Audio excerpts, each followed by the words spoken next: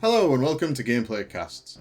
In this video, I'm going to show you how to create my take on the classic green armour of the Dark Angels. If you've seen any of my other Warhammer videos, you'll know I'm working towards a lion-inspired theme.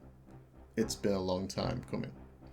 The idea is that these are his returned sons, re-equipped with new power armour, but styled after the lion himself. So that means black green armour with maybe some gold trim to match their Primarch. After finding a finish I was happy with, I broke the process down into around 8 simple steps.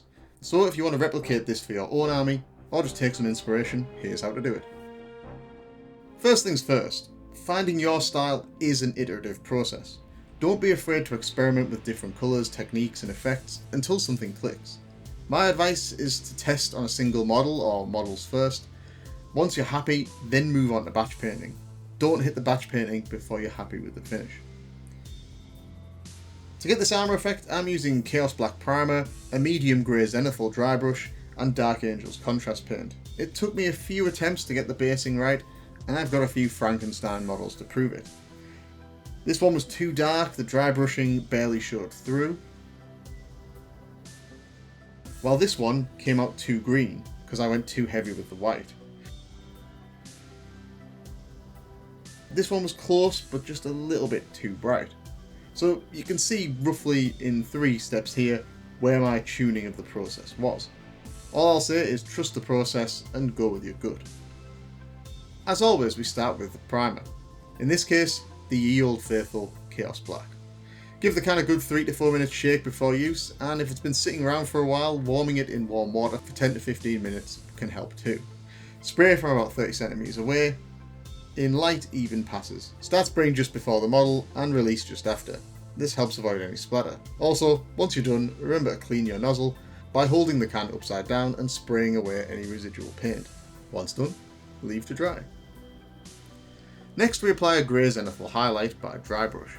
I used a mix of Celestra grey and Mechanicus grey applied lightly from above, focusing on the prominent areas, so the head, shoulders and generally the top of the model. Less on the arms, and even less on the legs, and even less again on the boots. Dry brushing can be a pain, the trick is patience and to have only a tiny amount of moisture in your brush. If it's too wet, the paint will smear across the surface instead of catching edges and raised surfaces. Too dry, and you risk adding texture to the surface which will ruin the finish of your nice smooth armour panels. Practice is the best teacher here. Check out these videos from Artis Opus, as these are some really good ones that I used myself when I got started. A decent texture palette will help too. Conveniently, you can make one yourself by gluing an old sprue onto a piece of card and then priming it. If in doubt, go light here, you can always add more. The idea is we get something that looks like this. These grey areas will be brighter green once we add the contrast paint and will hopefully look like the areas of armour where direct light is shining, highlighting the dark green colour, while shadows will look almost black. To make the high points really pop, you can also add a very light white dry brush just on the points of the shoulders, head and backpack, but make sure it's very light. Obviously you can customise this for the finish you want, so if you want a greener model, you can go harder. If you want a darker finish, go lighter. Time to base our armour using Dark Angels green contrast paint. This is a pretty high coverage paint. My advice is to make sure it's well mixed. You can tell it's mixed when you can't really see any sediment in the bottom of the pot. And then start painting your model and armour panel at a time. The trick with contrast paint is to apply it quickly. You need to get the full panel coated and take care of any pooling as quickly as possible. That's why I recommend doing a panel or area at a time. You can be quite liberal with the paint on your brush, but you don't want to overload as you don't want any major pooling. If it does pool, just dry your brush off and then use it to absorb the excess. If you aren't fast enough or go over the same area after it's started to dry, you will get some drying marks in the finish, which is obviously not what we want. Once you've covered the whole model, set it down and dry for 10 to 15 minutes. Once dry, you should have something that looks like this. As you can see, the green is much more visible where we dry brushed, and now we need to get back to some of the black tones and tie the base coats together. This means it's time to break out the magic dust. Yeah buddy, it's null null time. Douse the model, or just make sure the panels get a good coat. Once done, give the model plenty of time to dry. That pretty much completes our armour panels, bar some edge highlighting which we will do at the end. There is however one more preparation step to do before we start with the rest of our base coats. That is to prep the weapon eye lenses and utility pouches / holsters by basing them in white. These need basing because I'll be using contrast paints, and the finish will be much too dark if I put the contrast paint onto a black primer. To add a bit more texture and gradient, I opted to do a Corax white dry brush on the pouches and holsters. Unlike the previous dry brushing step, this one will be much heavier and will cover the full area of each part. Again, I'd recommend a small dry brush for this step. Don't worry too much if you catch your newly completed armour panels, just do your best to avoid them. I like to have a wet brush standing by so that at the end of each area I can go in and rub away any white that's overspilt onto the panels. We can also go back at the end and touch these areas up if needed. Since we have the Corax white out, we may as well undercoat any paper for the purity seals and the helmet eye lenses too. I use a 00 or 000 brush to get into the lenses. Be as neat as you can, but don't worry about a little bit of overspill, as when we coat it, it will look like a glowing effect shining from the eye lenses.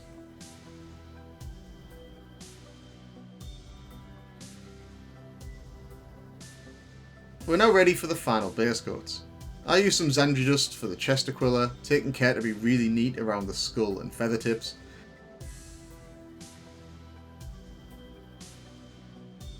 Then some Fleshtearers red contrast to give the flamethrower the classic DA weapon colouring.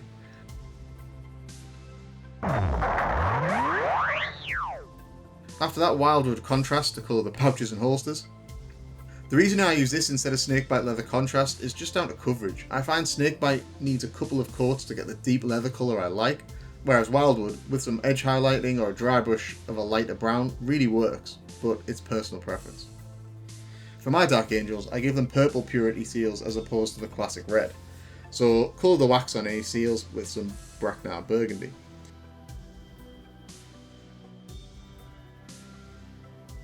Finally, I use Runelord brass on the grill of the flamers. I did this step last because it's a metallic paint, and these paints have metallic particles that can contaminate the water, so if you use that with the other base paints, you might get some metal particles. We'll also add some shades to the flamethrower grill in a later step to add that awesome heat effect.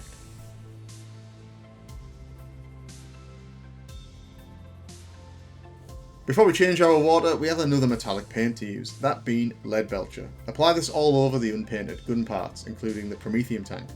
If you want, you can also pick out a few of the geometric shapes on the red section of the weapon. This is just to add some detail and differentiation between Marines. Then, before we finally change our water, pick out the exhaust details on the power pack as well as the handles of any sidearms.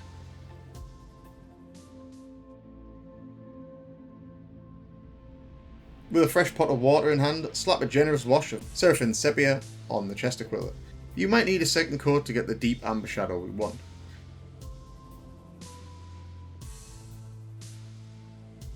The last part of this step is to add some Spiritstone red to the eye lenses we undercoated in white earlier. Again, we might need 2 coats here to get a good finish.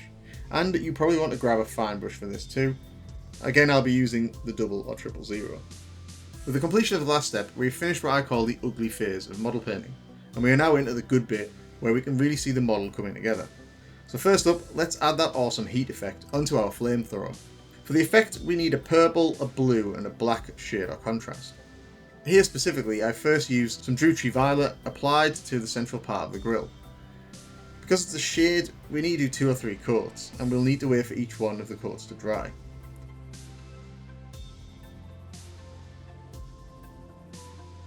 Then I used Drakenov Nightshade on the end, making sure to overlap a little bit with the purple, so we get a blend between the two.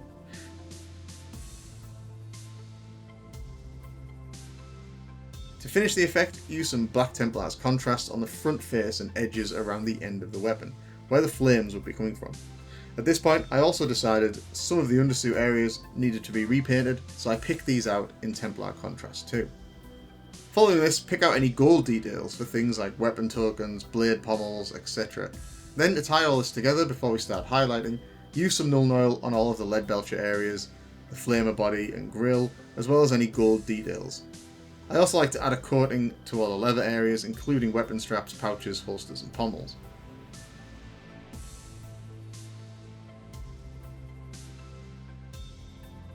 This just left the job of adding some makeshift text to any of the oath papers and then giving them a wash in Agrax Earthshade to get the aged paper look.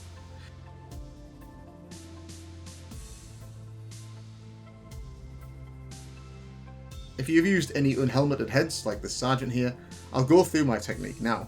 First, undercoat with some Bugmans glow, before going back in with the Leadbeltcher for any metallic details like the service studs.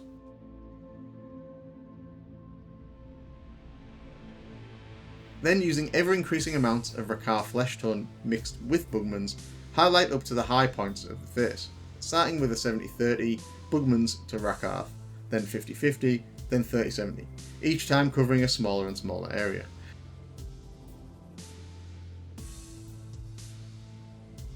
Finish with some spot/fine highlights on the protruding edges of the face, such as the cheekbones or the top of the head, with some pure Rakarth. Again, you can add some dots of white to really punch the highlights too, but make sure these are only spots at the very, very peaks. Some of these layers could also be done via dry brushing if you prefer. For the eyes, I do my best to add white to the eyes on the model. I have some magnified glasses I wear to assist. I then add black dots to each, repeating until I get a finish where the eyes are correctly aligned. There's no real trick to this, you just gotta keep trying until you get it right. Probably the best thing you can do is ensure you have a brush with a good point. Make sure the paint in your brush is the correct consistency to leave a dot when you touch, but not too wet so that it instead fills the socket with paint. A good tip too is that after you've finished, you can try to hide some of the eye details with a black wash, so more Nulin oil to darken the eyes, which might obscure any mistakes, while simultaneously selling that the eye sockets are in shadow. If you can't be bothered, you can paint the sockets black or dark brown to simply add a shadow and save yourself the pain.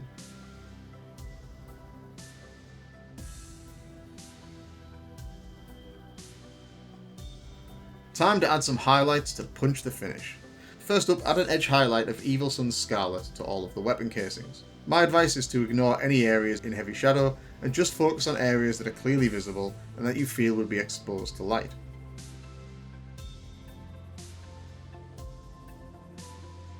Optionally, we can add a thicker highlight to the peak areas of the weapon and then accentuate that with a very thin white spot or edge highlight. You don't have to do this next step, but I like to add some Stormhost silver edge highlights to any visible Leadbeltcher areas, particularly any blades.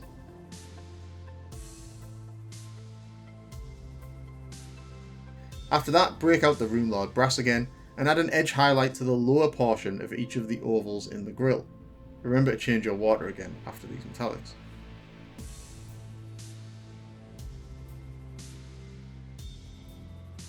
The penultimate step is to do a Wraithbone dry brush on the prominent upper areas of the chest aquila with a small brush. This should accentuate the aquila a bit more, keep just to the high points and fade as you move downwards. You can add some manual edge highlights too. Finally, we can add some Warpstone glow edge highlights to the model. Personally, I would avoid the heavy metal team style of doing every edge and just do the most prominent parts around our brighter green zenithal areas. Equally, if you find the Warpstone glow a bit too overpowering, try a 50-50 mix with some Calaban green. It should still give a nice bright highlight, but in a less neon shade. For me, less is more here, and always obey the golden rule. When you are happy with something, stop. Oh, and I almost forgot, if you have any wrist details like we have on the Sergeant, pick out the buttons in your preferred combination of green, blue and red. Any dials I like to add in silver. The last thing to do is add some basing materials. I've gone for a forest style base for my Dark Angels to play with the Calaban/lion feel of the army.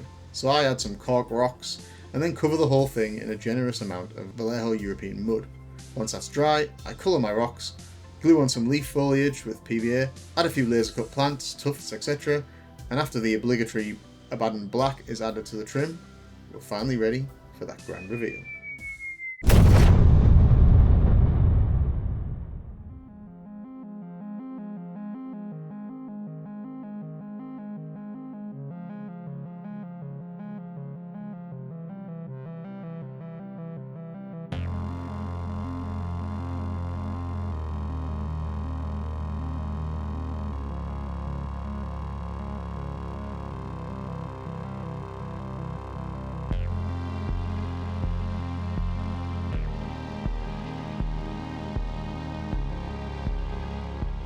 I really wish I could have the fire starter music blasting right now. Overall though, I'm really happy with the finish on these Marines, and the process I have developed for the non-Deathwing parts of my army. The black and green armour effect I was looking for is there, the details all look great, And yes, I did miss it from the video, but I have added the decals to the shoulder pauldrons, and I decided not to add the gold armour trim to the pauldron to match the lions. I think I'm only going to do this for senior officers, and unfortunately for sergeants, I've decided they're not senior enough. As we all know, the Dark Angels do not follow the Codex Astartes. I may need to revisit my theme if and when I get an airbrush, but for now, these boys are ready to serve. For the Lion. Thank you for watching. Hopefully this has been of some use to you, and let me know what you think, or if you have any suggestions for improvements in the comments below. And that, folks, is all you get. For the Lion. And Erebus. That son of a bitch.